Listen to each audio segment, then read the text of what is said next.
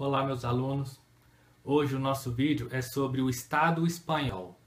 Mais precisamente sobre o absolutismo espanhol, porque o Estado espanhol foi um Estado absoluto. Nós vamos falar mais sobre, então, o absolutismo espanhol. Bom, a Espanha, eu estou falando aqui do século XVI, a Espanha no século XVI, ela surgiu como um exemplo de Estado e de monarquia absoluta. Ela surgiu como um exemplo de Estado totalitário no século XVI. Até esse momento, esse território espanhol estava completamente dominado pelo Império Islâmico. Eram os árabes que ocupavam aquele território ali até a instalação do Estado espanhol. Então era um território até então dominado pelo Império Islâmico. Okay? Do século IX até o século XV, XVI por aí, ainda estava muito enraizado nesse território espanhol hábitos, costumes e formas da política árabe. A Espanha levou um tempo para poder mudar esse quadro aí. No entanto, sem perder a essência cristã e nem a concepção de governo teocrático, né? A Espanha ela viria a se tornar o estado mais rico e poderoso, o mais rico e poderoso estado da Europa naquela época. Por incrível que pareça, a Espanha viria a se tornar o estado mais rico e poderoso da Europa naquela época, sim. Carlos V, vou falar mais de Carlos V, ele não se tornou apenas o rei da Espanha, nesse ano aqui, 1516. Ele não se tornou apenas o rei da Espanha, ele se tornou também o rei do Sacro Império Romano Germânico, nessa data aqui, 1519. O Carlos V, ele persistiu na velha ideia de constituir um amplo império universal cristão. Né? Essa ideia mais uma vez surge com Carlos V. No entanto, o seu Estado autoritário e totalitário, ele durou apenas um século. Nós vamos ver que o Estado autoritário e totalitário de Carlos V durou apenas um século. Nós vamos ver isso. Vamos prosseguir. Meus alunos, a Península Ibérica ela era constituída por feudos. Toda ela era constituída por feudos. E era muito. Os senhores feudais, eles eram verdadeiros tiranos. E eles guerreavam muito entre si em busca de aumentar os seus próprios territórios. Esses mesmos senhores feudais, eles subjugavam a população mais pobre e miserável, a população que não tinha terras. Okay? Eles humilhavam muito os pobres e miseráveis. Havia muitas devastações e pilhagens. Os senhores feudais eram verdadeiros tiranos mesmo, tiranos. Roubavam, usurpavam, havia muitas pilhagens. E isso tudo porque houve um enfraquecimento do poder dos muçulmanos, que habitavam nesse território antes, assim como eu falei. Os muçulmanos perderam muito poder nessa época. Consequentemente, nos séculos XII e XIII, a maior parte da Península Ibérica já estava dominada pelos príncipes cristãos. A maior parte da Península Ibérica já tinha sido expulsos os muçulmanos e já estava a grande parte, maioria dela, ocupada pelos príncipes cristãos. De fato, haviam muitas guerras, muitas batalhas, muitos conflitos entre os senhores feudais na Península Ibérica. Muito. Dois dos principais domínios de senhores feudais nessa região eram dois povos. Um povo chamado o Aragão, os Aragão e os Castela. Eram dois dos principais povos. E o Fernando de Aragão, ele era o titular desse povo. E a Isabel de Castela, ela era titular desse povo aqui, dos Castela. Essa rivalidade, até entre essas famílias e entre os senhores feudais, elas cessaram. Cessaram mais ou menos, diminuíram. Com o casamento de Fernando e Isabel. Eles se casaram. O Fernando de Aragão se casou com a Isabel de Castela. Dois dos principais domínios feudais, eles se juntaram. Ok, meus alunos? Muito importante isso para a história do Estado espanhol, ok? E o casamento deles aconteceu em 1469.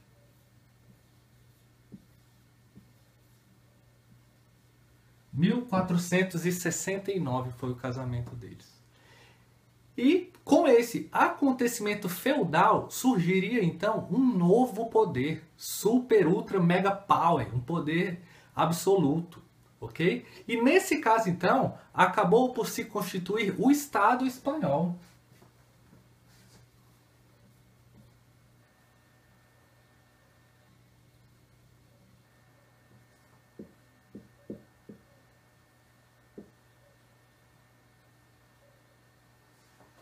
Estado espanhol viria a se constituir, ok? Meus alunos, vou falar agora sobre o Estado espanhol. Para tanto, eu trago para vocês 3 datas muito importantes. A primeira foi a fundação do Estado espanhol, que, como eu já falei, ele foi fundado com o casamento de Fernando de Aragão e Isabel de Castela em 1469. Então, vou colocar aqui fundação.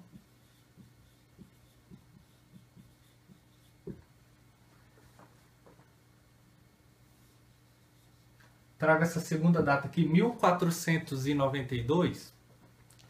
Então ele foi fundado em 1469 e consolidado em 1492. Consolidado.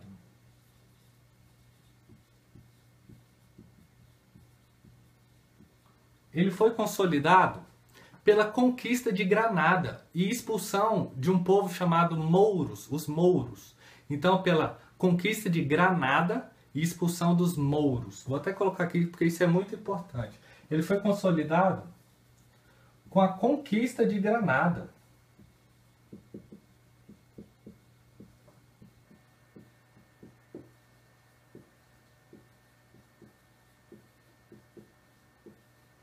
Essa data é muito importante, 1492, porque ela traz a consolidação do Estado espanhol depois da conquista de Granada, ok, meus alunos? E em 1598, é outra data que eu queria trazer, 1598, o Estado espanhol desapareceu, viria a desaparecer completamente. Não existia mais um Estado espanhol como força política europeia. Todo aquele desejo, todo aquele intento, tanto de Carlos V quanto do sucessor dele, o Filipe II, não aconteceu. Já era. Não existia mais um Estado espanhol como força política europeia. Não existia mais. Ok? Principalmente depois da morte de Filipe II. Filipe II morreu exatamente nessa data, por isso que marcou essa questão de que o Estado espanhol desapareceu como força política. Principalmente depois da morte de Filipe II, que foi o sucessor de Carlos V, ok?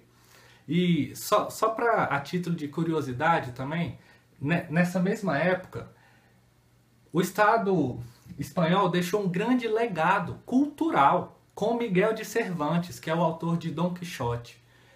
Miguel de Cervantes ele contribuiu para esse legado cultural do Estado espanhol, porque ele é exatamente dessa época. Vamos prosseguir. Meus alunos, para ressaltar para vocês as causas principais da decadência política do Estado espanhol, ok? Vou colocar para vocês só porque é muito importante ressaltar. Então, primeiro eu posso destacar para vocês uma persistência no feudalismo.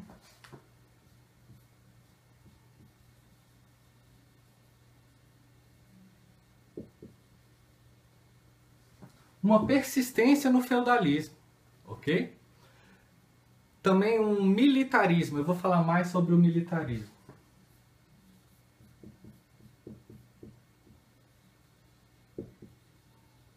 Eu vou falar mais de como é que o militarismo se enquadra nessa questão de causas da decadência política do Estado espanhol.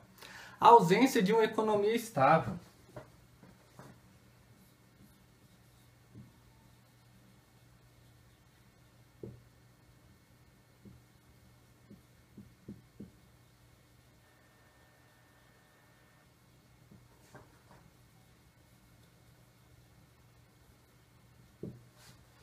ausência de uma economia estável.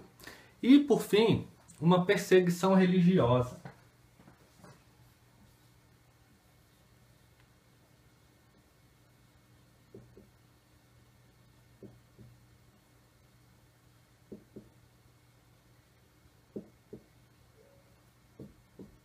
Eu vou falar mais também sobre a perseguição religiosa que aconteceu, eu já falei um pouco, ok? E a ausência de uma economia estável. Vamos prosseguir que eu vou explicar melhor isso. Meus alunos, o casamento de Fernando de Aragão e Isabel de Castela não conseguiu pôr fim às guerras internas dos senhores feudais. Porque os senhores feudais, eles não queriam abrir mão dos seus poderes de governantes absolutos de suas terras, de seus territórios, e não queriam abrir mão de seus bens. Porque se eles abrissem mão, eles estariam concordando com o governo central. E eles não queriam isso. Eles já eram muito poderosos, muito ricos. Eles eram suficientemente ricos e fortes para se opor a essa nova autoridade. Eles não queriam isso, eles não queriam rei, não queriam imperador, não queriam nada. Eles já eram muito bons para eles mesmos. Os senhores feudais, eles colocavam as suas prioridades contra um poder central, contra uma monarquia. Para se impor, a monarquia, o que ela fez? Ela criou uma força policial e judiciária para fiscalizar e reprimir os cidadãos, todos eles, fazendo-os respeitar a autoridade real. A monarquia queria se impor pela força, ok? Foi isso que a monarquia quis fazer. Ao mesmo tempo em que, veja bem, meus alunos, vou falar agora da Inquisição. Ao mesmo tempo em que, com a anuência do Papa, é importante ressaltar isso, com a autorização, com o de acordo do Papa, a monarquia instaurou no Estado espanhol a Inquisição. Ok? O Papa estava sabendo de tudo, estava ciente e concordou com isso. O intuito da Inquisição era muito claro: combater as confusões internas, a prepotência dos senhores feudais, ok? E também a Inquisição quis também o quê? Obrigar os judeus e muçulmanos a se converterem ao catolicismo. Isso foi uma das coisas que a Inquisição fez. Eu vou falar mais a respeito da Inquisição. Ok? Castelos feudais foram derrubados, queimados. Era o poder da monarquia, o poder central, sendo imposto pela força. Tem base isso, meus alunos? O que a monarquia quis fazer? Os aristocratas, alguns deles que aceitaram por bem se curvar à monarquia, eles receberam cargos políticos e foram integrados à corte, à nova corte real. Lembra que eu falei que uma das causas da decadência do Estado espanhol foi o militarismo? Forças Armadas, vou falar um pouco mais a respeito disso. A ambição de Carlos V, tanto de Carlos V quanto de Filipe II também, era dominar toda a Europa. Toda a Europa. E essa intenção, essa ambição deles, fez com que eles injetassem um capital muito alto, muito dinheiro mesmo nas Forças Armadas, mas muito dinheiro mesmo. Um dinheiro que a Espanha nem tinha, mas eles queriam se impor pela força, né? Então eles queriam fazer as Forças Armadas, o exército muito forte, então injetaram um dinheiro muito grande nas Forças Armadas. E não só uma injeção de capital, mas também tirou toda a força de trabalho da agricultura e das demais atividades produtivas. Nada mais importava para eles, apenas o exército, apenas as forças armadas. Com isso, o que aconteceu no Estado espanhol? Instaurou-se o caos, verdadeiro caos, um caos. A economia no Estado espanhol ficou totalmente desorganizada. A produção caiu muito, a população ficava cada vez mais pobre e o exército cada vez mais forte. Entenderam o que eles fizeram? E com isso, o que aconteceu? Foi no mesmo momento que existiam aquelas jornadas de navio para as Américas, né? Para pegar as riquezas das Américas. E aí, o que aconteceu? Essa jornada de descobrimento da América e a consequente usurpação de todo o ouro e de toda a riqueza da América, de toda a riqueza do Novo Mundo, de fato trouxeram muitas riquezas e muito ouro para a Espanha, de fato. Só que enriqueceram apenas a monarquia e sua aristocracia. Eles empolgaram tanto com isso, vamos mandar muitos navios lá para a América e trazer todo o ouro e toda a riqueza. Mas eles não reinvestiram esse dinheiro. Eles apenas usaram para si esse dinheiro, enriqueciam apenas a própria corte e a aristocracia. Vou falar um pouco mais a respeito disso. Meus alunos, ressaltando isso aí que eu acabei de falar, das riquezas trazidas do Novo Mundo, as riquezas trazidas da América, toda essa riqueza, toda a riqueza trazida da América, a monarquia mantinha as forças armadas com essa riqueza. Mantinha apenas as forças armadas e o luxo, o próprio luxo da monarquia, da corte, da sua aristocracia. Então, entenderam? A Espanha usava essas riquezas trazidas da América para dois fins apenas: manter as forças armadas e manter o seu luxo, o luxo da sua corte. O povo que se lasque, que morra na miséria. Para o povo, eles não viram um centavo desse dinheiro. Os camponeses, trabalhadores agrícolas, os demais habitantes todos sucumbiam à miséria. Sucumbiam na miséria, morriam mesmo, tava nem aí, ok? Chegou ao ponto, meus alunos, de não haver mais agricultura, nem indústria.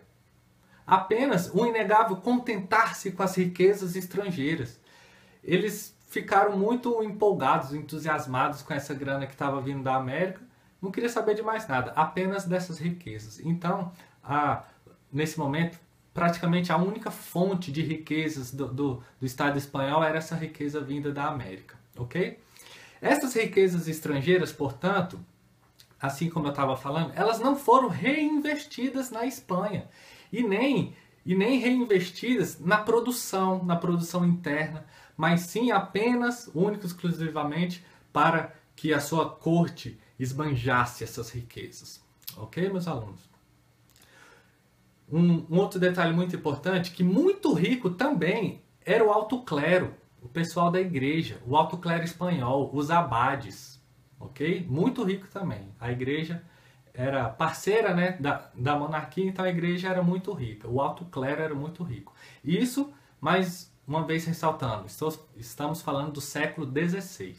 Meus alunos, faltou ao Estado espanhol uma classe burguesa influente para ditar os rumos da economia. Lembra do que eu falei lá do vídeo da França, de Luís XIV, que a burguesia foi muito importante? Então, na Espanha não teve isso, faltou essa burguesia. A Espanha não tinha burguesia, a Espanha não tinha classes médias. Na Espanha, nesse momento, tinha apenas dois grupos: a aristocracia e os servos. Era uma disparidade muito grande. Havia apenas esses dois grupos. Não tinha nem classe média nem burguesia. Ok? Um detinha todo o poder e o outro era, em realidade, escravos, escravizados, os servos. Ok? E sabe por quê? Vocês me perguntam: professor, por que na Espanha não existia burguesia? Vou explicar para vocês. Os comerciantes e os trabalhadores da indústria, por exemplo, que teoricamente os comerciantes, os trabalhadores da indústria, teoricamente seriam os burgueses, né? Aquele que você trabalha, adquire uma riquezazinha, você é classe média, um novo rico, um neo-emergente, um burguês. Então, teoricamente, os comerciantes e os trabalhadores da indústria seriam a burguesia. Mas, lembra, volto a dizer que antes dessa ocupação desse território, eram os muçulmanos que dominavam lá esse território. Então, os comerciantes e os trabalhadores da indústria eram muçulmanos. O comércio e a indústria era exercida exclusivamente por árabes e judeus também. Ok? Só que com a reconquista desse território, com a reconquista da Península Ibérica e a consequente expulsão dos muçulmanos, o comércio e a indústria na Espanha deixaram de existir. Ok? Os espanhóis não tinham mais, nesse momento, olha só para vocês verem que complicação, que complexidade que estava nesse momento. Deixou de existir o comércio e a indústria e, consequentemente, não existia a burguesia. Ok? Por isso que ressaltava mais apenas essas duas classes, os extremamente ricos e os extremamente pobres. Ok? Entenderam? Que não existia mais comércio e indústria, então não existia a burguesia. Isso foi ruim também para o Estado espanhol. Vou falar agora um pouco mais da queda do Estado espanhol, ok? Eu falei que durou apenas um século, né? Entre o século XVI e o XVII. Vamos ver a diferença muito grande entre esses dois, entre o século XVI e o século XVII na Espanha. O que foi o século XVI? A mais bem estruturada força militar do século, ok? Com tanta grana investida no exército também pudera, né? E o que aconteceu no século XVII, então? Total decadência do Estado espanhol, mergulhado nas suas próprias contradições, ok? Olha a diferença num período de apenas um século. Outro fator derradeiro foi o fato de o Estado espanhol ter coadunado com o que existia de mais corrupto na Igreja Católica. Meus alunos, a Igreja Católica era muito, muito corrupta, muito mesmo. Enfim, vamos prosseguir. O papel espiritual da Igreja era desempenhado por pessoas completamente incompetentes, mas que eram leais. Ah, meu amiguinho é amigo da igreja, vou te dar um cargo, você agora vai ter uns cargos aqui na igreja. Ou seja, os cargos, o alto clero era desempenhado por pessoas incompetentes, mas leais, tanto à igreja quanto ao império, ok? Os cardeais, eles eram nomeados ou por dinheiro ou para agradar os príncipes. Era assim que a igreja procedia. O sistema de governo monárquico espanhol estava representado apenas da seguinte maneira: com ordens da igreja, mais um totalitarismo da Inquisição. A Inquisição, vou falar um pouco mais ainda da Inquisição. O Papa nessa época, eu vou colocar para vocês que é muito importante. O Papa nessa época era Sixto IV.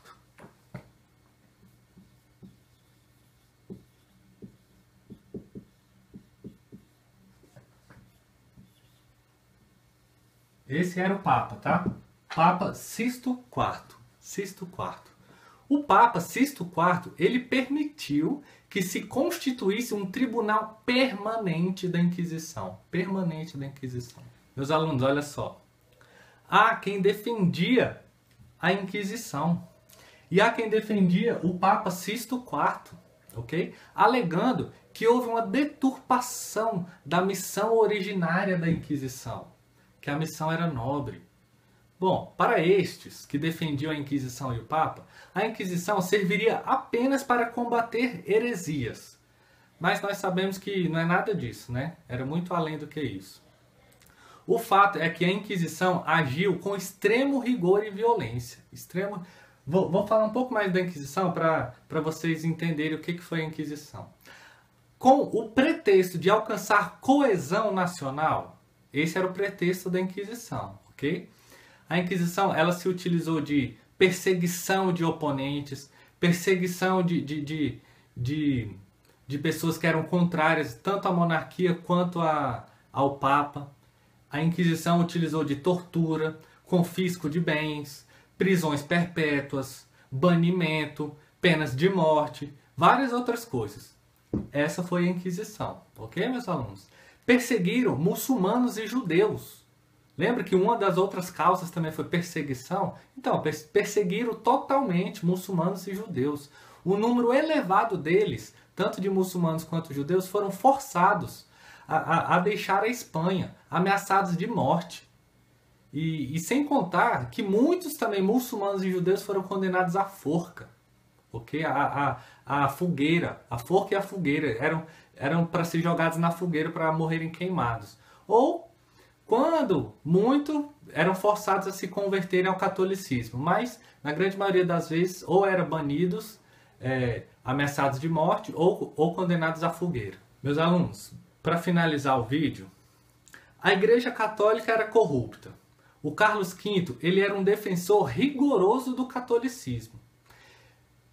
Nesse mesmo período, vejam bem vocês, isso é muito importante. Nesse mesmo período, eclodia a Reforma Protestante com Martinho Lutero, no ano de 1517. Eu já fiz um vídeo sobre Martinho Lutero da Reforma Protestante, se vocês quiserem, passa lá, dá uma olhada. Ou seja, coincidência ou não desses dois fatos acontecerem no mesmo período, bom, enquanto o Carlos V era um defensor rigoroso do catolicismo, eclodia, principalmente na Alemanha, a reforma protestante com Martinho Lutero, ok? Coincidência ou não, isso aconteceu na mesma época, ok? O Filipe II, que como eu já falei, ele era o sucessor de Carlos V, ele também seguiu nessa linha de defensor do catolicismo. Mas o que ele conseguiu, nada além de ajudar a destruir historicamente o Estado espanhol, com a participação política universal quase nula. Esse Filipe II não conseguiu nada. Ele não conseguiu, portanto, o sucesso como o absolutismo francês, por exemplo, ou o absolutismo prussiano. Eu tenho esses dois vídeos lá também, caso vocês queiram se aprofundar, dá uma passada lá. O Filipe II não conseguiu na Espanha nada disso, nem o que aconteceu na França, nem o que aconteceu na Prússia, ok? Por fim, a Espanha continuou monárquica, ok? Mas a partir de Filipe III, que veio depois de Filipe II, a Espanha, de um modo geral, teve que se reinventar. Nada mais daquilo de absolutismo e Estado absoluto e totalitário, eles não conseguiram. Então, a palavra final para o Estado espanhol é esse. Ele teve que se reinventar. Ok, meus alunos? Beleza? Esse foi um vídeo sobre o Estado espanhol, sobre o absolutismo espanhol. Ok? Como é que ele se surgiu e a queda dele. Muito obrigado, eu agradeço vocês terem assistido. Por favor, curta esse vídeo caso você tenha gostado. Se inscreva no nosso canal caso não tenha se inscrito. Passe lá no nosso canal, tem muitos outros vídeos lá. Muito obrigado.